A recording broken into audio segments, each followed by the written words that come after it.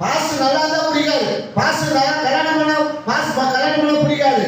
Pass நல்லா வீடு வச்சுட்டா பிடிக்காது. பாஸ் நல்லா பைக் வச்சுட்டா பிடிக்காது. பாஸ் நல்லா சாப்பிட்டாலும் பிடிக்காது. இது பிடிக்காது, எதுவுமே பிடிக்காது. ஏன்னா நிலை அப்படி இருக்கு, சூழ்நிலைகள் அப்படி இருக்கிறது. பேசுறது அப்படி பேசுவாங்க. பாசுக்கு என்ன குறைச்சது? அவங்க பிள்ளைங்க சம்பாதிக்கிறாங்க. பாசுக்கு என்ன குறைச்சது? நல்ல பைக் இருக்கு. பாசுக்கு என்ன குறைச்சது? அதே வீடு இருக்கு.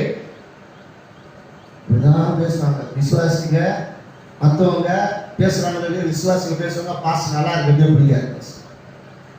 பாசு நல்லா இருக்கிறது பிடிக்காது. அல்லேலூயா. நாம சொல்றத யார் என்ன சொன்னாலும் நம்ம காதுல போட்டுக்கவே கூடாது. காதுல போட்டுக்கவே கூடாது, வாங்கவே கூடாது. வாங்கிட்டேன்னு சொன்னா எங்க முடிய அடுத்தது நீ பின்வாங்கி போற அர்த்தம். பின்வாங்கி போற நீ அபிஷேகப்பட்ட பிள்ளை, ரட்சிக்கப்பட்ட பிள்ளை, ஞானஸ்நானம் பெற்ற பிள்ளை, பரிசுத்தமான பிள்ளை, ஆவியில் நிரம்பப்பட்ட பிள்ளை. அடுத்தவங்க சொல்றதை கேட்கலாமா? அடுத்தவங்க சொல்றவங்க காதுல கேட்டீங்கன்னு சொன்னாக்கா நீங்க பின்வாங்கி போய் என்ன பண்ண கிடையாது. நான் இங்க என்ன பிரசங்கம் பண்ண போறேன். இருந்தாலும் மக்கள் இருந்தாலும் இல்லாமட்டாலும் வந்தாலும் வராமட்டாலும் கிடைச்சாலும் கிடைக்காம இங்க இருந்து நான் பிரசங்கம் பண்ணிட்டே இருக்க போறேன்.